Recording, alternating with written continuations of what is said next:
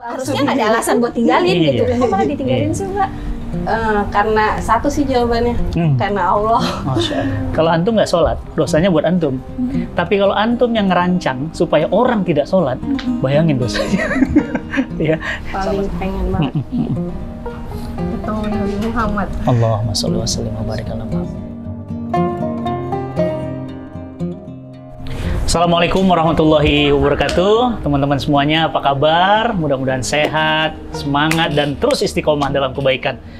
Selamat datang lagi di rubrik Kata UFK. Rubrik yang selalu teman-teman tunggu-tunggu, yang akan banyak bercerita, berkisah, inspirasi-inspirasi orang-orang hebat yang memilih Allah dalam hidupnya dan jadikan semua apa-apa yang kemudian dijalaninya hanya berharap wajahnya Allah, ridhonya Allah, bukan yang lain. Teman-teman semuanya, insya Allah pada rubrik kali ini saya bersama Ummu Sajjad spesial akan menemui seorang tokoh, seorang sosok yang inspiratif, yang mungkin sebagian teman-teman tahu, tapi sebagian teman-teman juga mungkin belum tahu. Makanya kita kasih tahu. Ya, siapa beliau? Beliau adalah Mbak Zahra Jasmine. Assalamualaikum, Mbak. Assalamualaikum. Alhamdulillah bisa hadir, ngobrol-ngobrol. Jadwalnya lebih sibuk dari jadwal saya. Jadwal Ummu Sajjad juga. Percaya. Alhamdulillah. Mbak Zahra sehat? Alhamdulillah. Kelihatan banget dari pancaran wajahnya. Semangat. Sehat banget. Teman-teman mungkin pernah ikut Mazing Muharram atau mungkin pernah tahu nama Zahra Jasmine. Dulu beliau yang kita kenal DJ. Kalau orang bilang sih dagang jagung ya. Dagang jagung. DJ beneran ya, DJ beneran. Dan sekarang Masya Allah ya, sudah berhijab syar'i, tidak lagi beraktivitas ya seperti dulu. Nah, tapi kita pingin ngobrol-ngobrol, pingin tahu lebih dalam tentang Mbak Zahra. Mbak, mulai kapan itu semua udah ditinggalin? Kalau berhijabnya sendiri 2 tahun yang lalu. 2 tahun. Kalau kebiasaan-kebiasaan buruknya itu baru awal tahun kemarin udah mulai ditinggalin. Awal tahun kemarin, Masya Allah. Karena kan kalau kebiasaan itu agak sulit ya. Itu tuh. Sulit banget. Itu tuh. Yang justru yang keren tuh di situ. Ninggalin bukan hanya kebiasaan, tapi maaf, mata pencarian di situ. Ya bayangin kan, aktivitasnya ya. Mungkin malam jadi siang, siang jadi malam. Nah sekarang saya pingin ngobrol-ngobrol, Mbak. Saya yakin banyak orang yang bertanya, kenapa ditinggalin gitu aktivitas? Soalnya kita tadi barusan ngobrol ya, ini off the record ya tadi sebelum kita mulai syuting ini, sahabat cinta Quran. Kita nanya kenapa sih Mbak pilihnya DJ? Soalnya duitnya banyak dan cepat. Loh berarti kan harusnya nggak ada alasan buat tinggalin gitu. Kok malah ditinggalin sih Mbak? Karena satu sih jawabannya, karena Allah. Karena aku sekarang baru sadar cinta aku ke Nabi Muhammad SAW lebih besar sekarang. Tapi proses sampai akhirnya Mbak memutuskan buat hijrah itu kan pasti bukan proses yang mudah ya, panjang ya. Boleh diceritain nggak Mbak? Itu gimana prosesnya sampai akhirnya mutusin ya udah deh gitu, ini harus ditinggalin. Nggak mudah sekalipun uangnya banyak di situ gitu ya. Bisa dibilang itu pundi-pundi uangnya Mbak Zahra kan dari situ sampai akhirnya ditinggalin. Jadi kalau berhijab itu kan 2 tahun yang lalu, itu sama sekali nggak ada niatan atau apa, karena pas malam takbirannya sendiri aku udah pakai hijab. Pas ke mall aku langsung pakai hijab, kesananya aku nggak lepas lagi. Nah pas kalau jadi Idul Fitri ya. Iya, dari situ udah mulai tuh tawaran-tawaran, ada tawaran-tawaran syuting, tawaran DJ nggak diambil, tapi masih belum yakin, gak usah diambil, tapi ditolak lama-lama udah nggak diambil lagi. Gitu. Tapi pasti nggak mudah ya? Enggak sih, banyak banget ininya.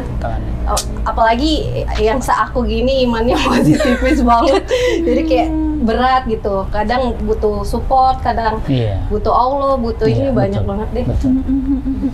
Nah setelah hijrah, pasti kan tetap ada godaan ya Mbak. Iyalah, yaitu tadi ya, udah pakai kerudung tapi tetap ditawarin. Udah pakai kerudung, tawaran sinetron juga dateng kan gitu. Nah itu kan godaan yang nggak mudah ya Mbak ya. Apalagi itu tadi ya, dari situ tuh bisa dibilang lumbung uangnya kita tuh dari situ gitu. Nah Mbak Zahra sendiri ngadepin godaan setelah pakai kerudung, setelah berhijrah kayak gini tuh gimana Mbak? Iya, kalau aku sih aku langsung tolak, tapi aku ngomongnya baik-baik gitu, kayak lagi belajar nih, jadi nggak bisa diterima dulu. Kalau Luar biasa. penghasilannya pasti udah berasa banget. Iyalah. Itu kayak 2 tahun terakhir ini jujur itu ujiannya besar banget sih buat aku, apalagi masalah. Tapi aku pernah dengar di ceramah atau di apa gitu, aku dengar katanya semakin Allah cinta sama kita, semakin kita takut atas sesuatu yang kita cintai, maka Allah mengujinya di situ keimanannya. Betul. Jadi aku yakin aja kalau oh nanti ada yang indah nih abis ini. Masya Allah. Dan itulah yang namanya iman, teman-teman.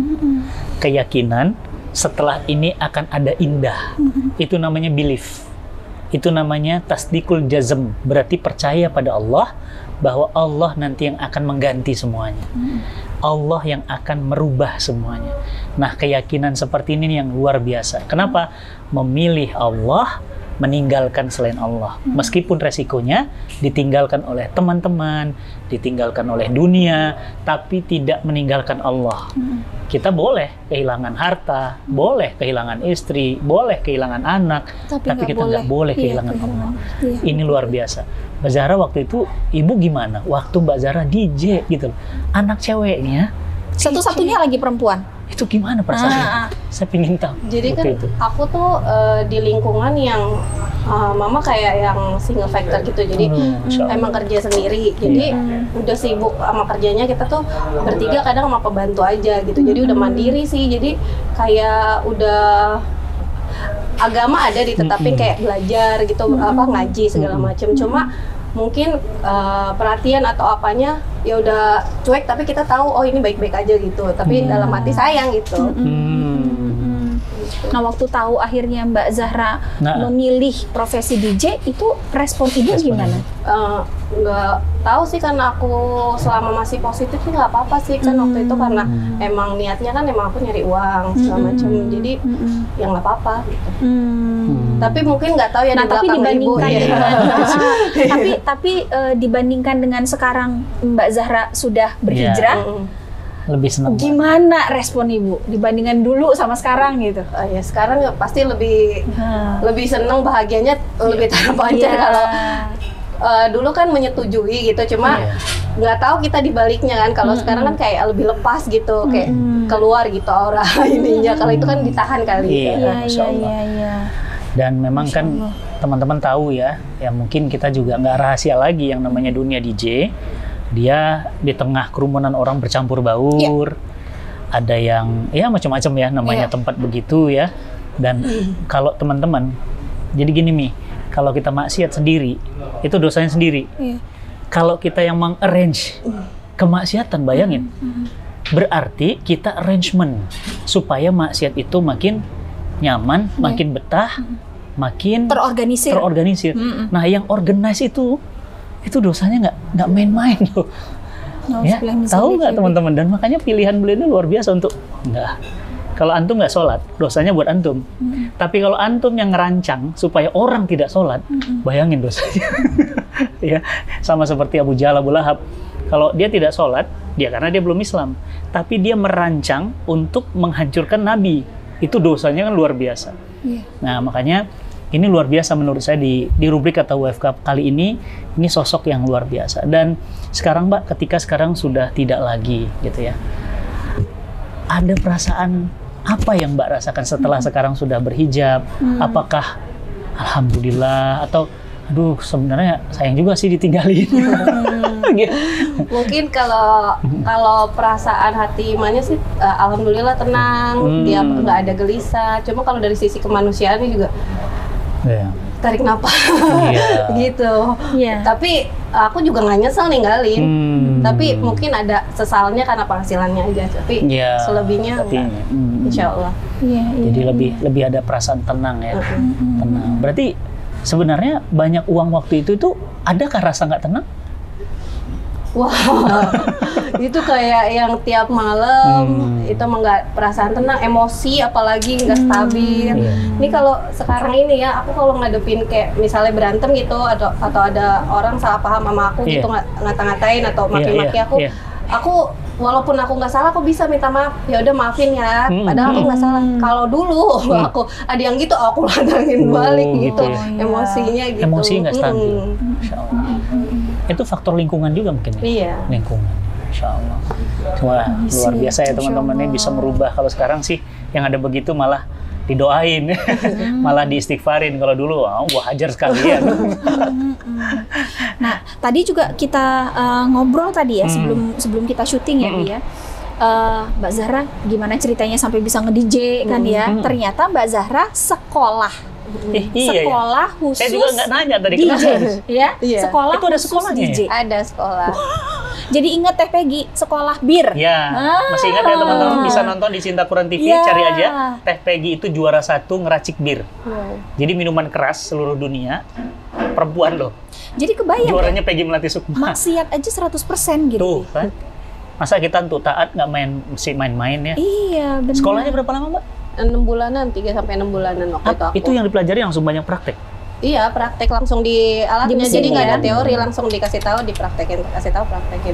Dan kemarin yang guru DJ aku ini juga hijrah sebenarnya, cuma dia masih, iya udah hijrah, cuma kan laki-laki, cuma dia tuh punya kayak program di sosial media, sekolah apa, keterampilan DJ-nya cepat. Terus minta sama aku, Zara mau nggak dibikinin video sambil main DJ? Aku kan udah hijab, ya nggak apa-apa. Aku bilang, iya gimana? Iya baru aja, dia udah hijrah, iya. Cuma tapi dia nggak ke lingkungan yang malam itu, cuma dia videoin aja buat dia kan dulu bekas guru DJ. Gitu. Nah kalau DJ gitu Mbak, itu dibayarnya per kali main itu atau per bulan atau gimana Mbak? Per sekali main. Kan kalau aku kan bukan yang residen yang event-event gitu. Aku yang bintang tamu gitu. Jadi per datang. Masya Allah. Yang paling lama satu kali perform itu berapa lama? Biasa? 2 jam sih. 2 jam. Dan jarang ya siang-siang ya? Biasanya malam? Jarang, malam. Kalau bintang tamu apalagi udah tengah malam banget baru keluar jam 12, jam 1. Kalau siang bukan DJ, band tampar. Kalau siang. Dan ya Mbak pasti juga tahu ya, yang namanya orang kalau lagi DJ di situ pasti ada yang lagi mabuk, macam-macam ya di situ ya. Dan termasuk Mbak Zahra sendiri juga pernah ada di situ ya, Bi ya. Itu yang Mbak Zahra bilang tadi, ya itu kebiasaan-kebiasaan buruk baru saya tinggalin awal tahun kemarin kan tadi Mbak Zahra bilang gitu ya di awal ya. Iya. Artinya memang dunia itu nggak kerap dengan minum dan yang lainnya. Iya, jadi mohon maaf nih bukan buat dicontoh. Jadi sebelum aku nge-DJ kan itu tuh kerumunan mas saya banyak banget. Dan aku tuh kadang suka kurang percaya diri. Jadi kalau sebelum naik panggung aku harus minum dulu gitu. Emang ada efek? Ada ininya juga ridersnya. Aku kalau pas main minta. Efek Mbak setelah minum langsung gitu. Pede langsung naik ya? Iya langsung. Allah. Astagfirullah. Iya. Iya, jadi pede gitu. Iya jadi pede karena kan langsung. Ya Allah, jadi sahabat Cinta Quran kebayang ya, kita itu ngeluarin duit buat sekolah, tapi sekolahnya buat sekolah maksiat, kayak sekolah bir, sekolah DJ gitu. Tapi kenapa kita nggak bersungguh-sungguh membantu untuk sekolah yang dia akan mencetak para dai, sekolah yang juga akan mencetak anak-anak yang luar biasa. Penghafal Dan kita Quran. di Cinta Quran juga punya ya. Kita lagi bangun pesantren kan? Punya Cinta Quran Center. Terus Mbak Zahra kan udah pernah ke sana waktu Magic Muharram. Nah, itu masjidnya tuh. Itu masjidnya dan sekarang udah jadi. Betul, itu untuk yang mencetak dai. Kita juga punya sekolah generasi Quran. Ya, untuk anak-anak duafa yang mereka mohon maaf ya orang tuanya nggak mampu, kita ambilin nih, kita sekolahkan mereka. Hafal Quran 30 juz, 114 surah, free. Teman-teman pasti mau bantu kan? Masa untuk sekolah DJ banyak yang mau dan banyak yang bantu. Tapi untuk sekolah Quran, Masya Allah. Nah ini saya juga yang pingin tahu lagi Mbak, berapa lama itu? Mulai dari nge-DJ sampai berhenti? Berhenti DJ-nya 3 tahun. 3 tahun, 365 kali 3. Dan udah keliling Indonesia ya buat nge-DJ. Masya Allah. Itu pernah nggak ada rasa sakit yang amat sangat yang Mbak rasakan?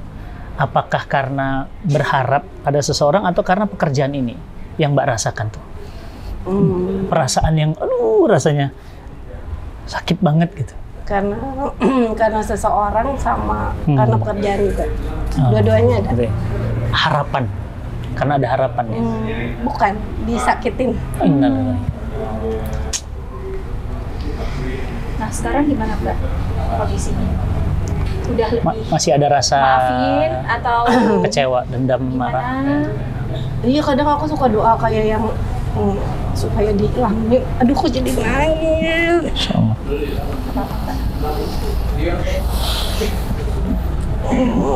Jadi kayak yang apa sih, udah tiap hari tuh berusaha buat maafin gitu. Iya. Atau aku minta maaf juga sama Allah. Ya semoga aja deh ikhlas, benar-benar maafinnya ikhlas dari dalam hati. Itu sakit banget bagi Mbak Zahra. Iya, karena orang-orang dekat sih. Masya Allah. Teman-teman semuanya, kita jadi paham bahwa ternyata hidup ini ketika kita berharap pada manusia, apalagi disakiti dari orang terdekat ya, itu sakitnya luar biasa. Kenapa? Karena seharusnya orang terdekat itu kan yang Ngelindungin. dipercaya, mensupport, tapi ternyata itulah karena kita nggak berharapnya kepada Allah. Padahal di Quran sering kita baca kan, Allahus Somad, Allah tempat bergantung. Ngarap sama suami kecewa, ngarap sama istri kecewa, ngarap sama kantor kecewa, ngarap sama kakak kecewa, Ngarep sama anak juga ya Bi? ngarap sama anak juga. Makanya mulai sekarang udahlah stop, berhenti berharap. Ya, kenapa? Memang manusia ini, tapi kan pada dasarnya kita boleh dong berharap sama istri, berharap sama suami, tapi harapan yang paling tinggi itu pada Allah. Kenapa saya tanya begitu? Karena tentu seseorang itu menjalani hidup ini pasti ada hal-hal yang tidak mengenakkan bagi dirinya. Ya, teman-teman pasti punya kan? Pasti dong. Ya kan? Pasti ada dendam, marah, kecewa gitu ya. Nah, Mbak Zahra juga punya rasa seperti itu. Dan sekarang Mbak Zahra ketika nih semua pekerjaan-pekerjaan lama itu sudah ditinggalkan, apa yang masih mengganjal di hati Mbak Zahra ketika sekarang alhamdulillah sudah berhijab, anak juga baik ya, keluarga juga baik. Nah, apa yang Mbak tuh masih rasanya aduh masih ini ganjel banget nih, masih belum beres nih? Apa aspek yang belum selesai itu kira-kira setelah udah hijrah ini? Paling dari manusia itu aja sih, aspeknya dari manusia itu. Orang-orang terdekat itu hal yang belum selesai. Gitu ya. Kita doakan ya teman-teman ya, mudah-mudahan setiap orang hatinya dilembutkan untuk saling memaafkan ya. Karena apa? Antum jangan main-main loh. Kalau kita itu urusannya nggak sholat, itu urusan antum sama Allah. Dan kalau antum nggak sholat, antum taubat, maka Allah mengampuni. Tapi kalau urusannya person to person, orang ke orang, apalagi ada hak orang yang antum zolimi, awas loh, hati-hati loh. Diharamkan surga baginya. Kenapa? Selagi orang itu belum direstui oleh yang lainnya. Misalnya apa? Utang. Itu hak Allah atau hak manusia? Utang hak manusia. Hak manusia. Selagi antum belum bayar, jangan main-main loh ini. Mohon maaf ya, misalnya ada jasa kerja yang belum dibayar, ngeremehin, tagihannya udah sekian, ntar gampang lari aja. Hati-hati loh, saya ingetin nih. Antum kan nonton nih sekarang. Begitu nanti di yaumil hisab, tidak jadi masuk surga walaupun antum sholat, haji, zakat, puasa, nggak diterima. Kenapa? Selagi orang itu belum memaafkan. Maka apa? Selesaikan di sini sebelum di sana. Ya. Yang kedua, urusan apa? Bukan hanya urusan penzoliman, urusan harta, urusan nyawa. Hati-hati. Mbak Zahra kemarin lihat ya, nauzubillah min zalik ya teman-teman semuanya ya. Ada laki-laki perempuan, baru kenalan, di sosial media, kemudian mereka kumpul di apartemen, akhirnya mereka melakukan sebuah perbuatan yang diazab oleh Allah. Rupanya perempuannya ada nyimpan orang di kamar mandi, laki-laki. Diambil, kepalanya dipecah pakai batu, muncrat, ditusuk 7 kali tusukan, selesai? Belum. Apa yang terjadi? Dimutilasi, 11 potong. Bacakan beritanya. Dimutilasi. Padahal mayatnya sudah, jenazah sudah 3 hari loh. Datang lagi nih, si cowok dan cewek tadi nih yang bersekongkol ini. Datang, spesial untuk mutilasi orang. Itulah perbuatan setan. Akan ketemu lagi dengan setan-setan seperti itu. Coba bayangin, ketemunya di Tinder. Hati-hati loh teman-teman sosmed itu, kenalan. Kok cakep ya? Kamu juga. Ketemu yuk, ayo. akhirnya apa? Maksiat. Kalau sudah maksiat, matinya lagi maksiat. Jangan sampai. Jadi makanya Mbak Zahra nih Allah sayang banget sama dia. Kenapa? Hatinya dilembutkan, berubah. Coba, maaf ya Mbak, maaf Mbak Zahra. Mbak Zahra pernah mikir nggak? Maaf ya, lagi cit gitu kan? Suara DJ Nah, kayak gitu. Tiba-tiba lagi main cit. Ya Allah. Meninggal. Mbak Zahra pernah kepikiran nggak? Maaf ya teman-teman ya, ada kemarin anggota DPR loh. Sewa mobil Alphard hitam, kacanya hitam, dia kira malaikatul maut nggak bisa masuk. Ternyata apa yang terjadi? Dia panggil pelacur, dia zina di dalam mobil Alphard itu. Begitu berzina, ajalnya datang. Langsung mati di atas perut pelacur. Pertanyaan saya, bagaimana kalau itu suami Anda? Bagaimana kalau itu adalah adik, kakak, atau anak kita? Kenapa bisa seperti itu? Itulah yang namanya su'ul khotimah. Akhir yang buruk. Mbak Zahra pernah gelap, tapi sekarang alhamdulillah terang.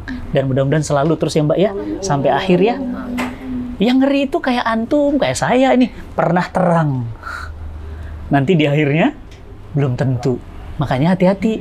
Mau melangkah, mau kemana-mana ingat, ya Allah nanti kalau aku mati di sini gimana? Mau mabuk? Lagi mati, lagi mabuk. Ya enggak? Kan coba lagi sholat, Allahu Akbar, meninggal lagi sholat, indah banget.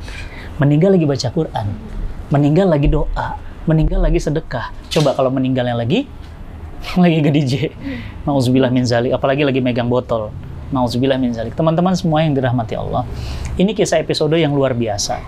Mudah-mudahan menjadi ibroh buat kita semuanya, buat Umi, buat saya, buat Mbak Zahra, buat kita semuanya. Mbak Zahra datang bukan untuk menghakimi atau menghukumi, tidak, untuk sharing bahwa kemudian udahlah, bismillah, hentikan itu semuanya, stop.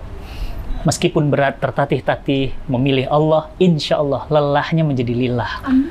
Ya, nah terakhir Mbak Zahra, kalau misalnya nih harapan, ya sekarang harapan pada Allah nih.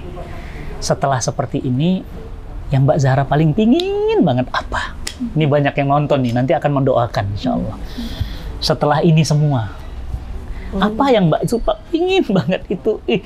Jadi big dream-nya gitu. Ya. Gimana Mbak? Paling pengen banget ketemu Nabi Muhammad. Allahumma sholli wa sallim wa barik ala Muhammad.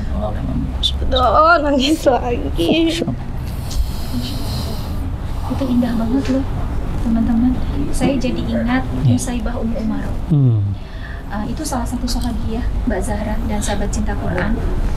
Dan beliau adalah salah satu perisai hidupnya Rasulullah pada saat perang Uhud. Satu-satunya wanita yang jadi perisai hidupnya Rasulullah pada saat Allahumma sholli wa sallim wa barik ala Muhammad. Dan setiap kali Rasulullah bertanya, wahai Nusaibah, apa doamu? Nanti akan aku sampaikan kepada Allah, kata Rasul. Siapa di antara kita yang nggak kepengen doa kita itu dibacakan langsung oleh Rasul, dan kita tahu bahwa Rasul itu doanya nggak ada yang tidak diijabah oleh Allah. Doanya Nusaibah itu cuma satu. Ya Rasul, tolong sampaikan kepada Allah, aku ingin bertetangga denganmu di surga. Cuma satu. Sepanjang Nabi Muhammad Rasulullah SAW hidup, doanya Nusaibah itu cuma satu. Nggak pernah minta yang macam-macam. Saya jadi ingat itu waktu Mbak Zahra bilang tadi, saya pengen ketemu sama Rasul. Kebayang dong, kapan kita bisa ketemu sama Rasul? Kita ketemu sama Rasul nanti di surganya Allah. Artinya kalau itu doa kita, ya berarti kita akan deketan sama Rasul. Ya berarti kita akan tetangga. Kalau tetanggaan berarti tempat kita di mana? Insya Allah. Dan surganya Nabi loh. Ya jauh, nggak mungkin bertemu dengan Nabi tapi di neraka jahanam, nggak mungkin. Teman-teman, aminkan doanya ya. Insya Allah doanya beliau balik ke antum juga. Ya, teman-teman semuanya, semua pasti wafat. Masih ingat ya? Ada Ustadz Jeffrey, sahabat saya, sudah wafat. Ada Ustadz Hari Mukti, sudah wafat. Kenal Mbak Julia Perez, sudah wafat. Kenal Budi Anduk, sudah wafat. Krista, sudah wafat. Mbak Zahra Jasmine juga pasti wafat. Fatih Karim juga pasti wafat. Pertanyaannya bukan wafatnya, tapi wafatnya lagi apa? Wafatnya lagi baca Quran? Wafatnya lagi sholat malam? Atau wafatnya lagi maksiat? Teman-teman yang dirahmati Allah, yuk terus belajar. Ya, jangan pernah merasa soleh. Orang yang pernah merasa soleh itu salah. Dan orang yang merasa banyak salah itu awal dari soleh. Teman-teman semuanya, terakhir saya ingin tanya sama Mbak Zahra lagi, aktivitas setelah ini sekarang Mbak Zahra lagi sibuk apa nih? Sekarang setelah udah nggak penjiji lagi, sekarang sudah berhijab, kemudian aktivitas hari-hariannya sekarang apa lagi? Alhamdulillah sekarang lebih banyak talk show on off gitu, Ya. tapi seputar hijrah. Masya Allah. Jadi kayak yang seneng juga di dalam hati, kayak keinginannya tuh kayak terkabul gitu. Sama apa endorse barang-barang yang berbau muslimah muslim gitu. Milih-milih jadinya ya. Enggak, emang Muslimah. tiba-tiba datang sendiri gitu. Iya. Allah tutup Iya. satu pintu rezeki, tapi Allah Dibuka. buka Iya. lagi pintu-pintu rezeki. Aneka ragam pintu-pintu yang lain. Dan yang pasti itu halal. Ya. Ya, Bi, ya. Dan itu pasti berkah. Iya. Berkah itu apa sih? Berkah itu ziyadatul khair. Apa itu ziyadatul khair? Anaknya jadi baik. Amin. Rumah tangganya jadi baik. Orang tuanya jadi baik. Punya teman-temannya baik. Itu namanya berkah. Apa artinya duit banyak, tapi nggak baik? Anaknya narkoba. Suaminya maaf ya, ngamilin orang lain. Istrinya hamil di luar nikah. Dan yang lainnya. Na'udzubillah min zalik ya. Teman-teman semuanya itu namanya nggak berkah ya. Jadi Mbak Zahra sekarang sibuknya ya ikut kajian, ya produk-produk Islam di endorse, produk muslimah ya, dan sekarang ya pasti sibuk menjadi seorang ibu ya, Masya Allah. Teman-teman semuanya, kita ingin dengar juga dari Ummu Sajjad apa pesan-pesan untuk teman-teman di rumah di rubrik Kata UFK. Wah, ini kehormatan bagi saya, Ustadz Fatih. Kayak baru kenal gitu. Kenal nih kita. Jadi apa yang disampaikan oleh Mbak Zahra tadi, teman-teman, bahwa setelah berhijrah jangan pikir semua jalannya kayak jalan tol. Ya. Tadi Mbak Zahra cerita bahwa setelah beliau berhijrah, tinggalkan dunia DJ ya, yang mendatangkan uang banyak di situ. Istilah kata mah yang pasti-pasti kok ditinggalin sih ya. Saya yakin kita semua yang ada di sini juga dalam proses hijrah itu nggak mudah. Ya. Tapi tenang aja, kalau hijrah itu nggak mudah, hadiahnya juga luar biasa ya Bi ya. Surganya Allah. Iya, kalau hijrah itu gampang, hadiahnya paling sepeda lipat. Jadi karena hijrah itu tidak mudah, makanya Allah kasih pahala yang luar biasa, yaitu surganya Allah. Ya. Dan kalau kita berhijrah, jangan sendirian. Kalau udah hijrah, jangan coba-coba sendirian. Deketin teman-teman solihah, ikut di banyak majelis ilmu, Ya. gandeng bukan gandeng, nempel terus sama para ulama yang solih. Ya. Kenapa? Karena itu yang akan semakin menguatkan kita dalam dakwah. Ya. Itu sampai Rasul bilang kayak gini, hati-hati ya kalau kalian tuh sering sendirian, kata Rasul, kalian akan lebih mudah digoda oleh setan. Sama seperti ada sekawanan domba Sendirian. terus ada dombanya sendirian, dia akan lebih mudah dimakan serigala daripada dia bareng sama gerombolannya. Kira-kira begitu. Harimau mesti mikir panjang nih, oh rame nih. Tapi kalau dia sendirian dia nggak mikir lagi. Dan ini tuh berlaku baik bagi kita yang sudah berhijrah juga. Jadi jangan coba-coba sendirian. Maka bareng-barenglah sama teman-teman yang solih yang bareng sama kita gitu. Jadi Masya Allah, kayak yang Mbak Zahra lakukan sekarang, sharing di kajian-kajian, itu kan ikhtiar untuk deketin lingkungan yang solih gitu ya Bia. Nah makanya jangan coba-coba sendirian. Dan teman-teman semuanya, jangan sampai merasa hijrah, tapi antum sebenarnya bukan hijrah, resign. Beda loh.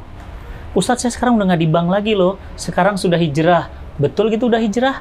Ayo, kenapa nggak sholat subuh? Nggak sholat subuh itu berarti antum belum hijrah. Itu namanya resign. Ustadz, saya udah hijrah. Ayo, kenapa nggak sholat zuhur? Ayo, kenapa nggak sholat asar? Jadi jangan-jangan kita merasa sudah hijrah, padahal sebenarnya bukan hijrah. Cuma apa? Resign. Beda loh. Resign itu berarti cuma beda pindah kerja. Tapi kalau hijrah berarti dia itu pindah dan dia itu berubah. Dan berubah itu tidak mudah. Saya berdoa pada Allah, mudah-mudahan teman-teman semuanya insya Allah senantiasa dalam kebaikan. Jangan pernah kembali ke dunia yang lama setelah Allah beri petunjuk.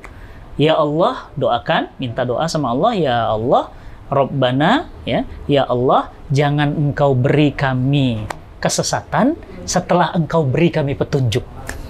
Ya, teman-teman semuanya. Dan insya Allah kita akan jalan-jalan lagi di Kata UFK, rubrik UFK berikutnya. Insya Allah akan banyak lagi tokoh-tokoh yang hidupnya kisah hidupnya luar biasa. Rasanya nggak mudah. Saya juga kalau diuji begitu belum tentu sanggup ya.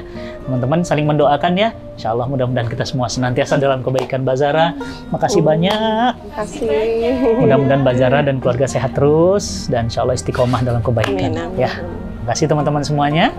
Assalamualaikum warahmatullahi wabarakatuh. Waalaikumsalam warahmatullahi wabarakatuh.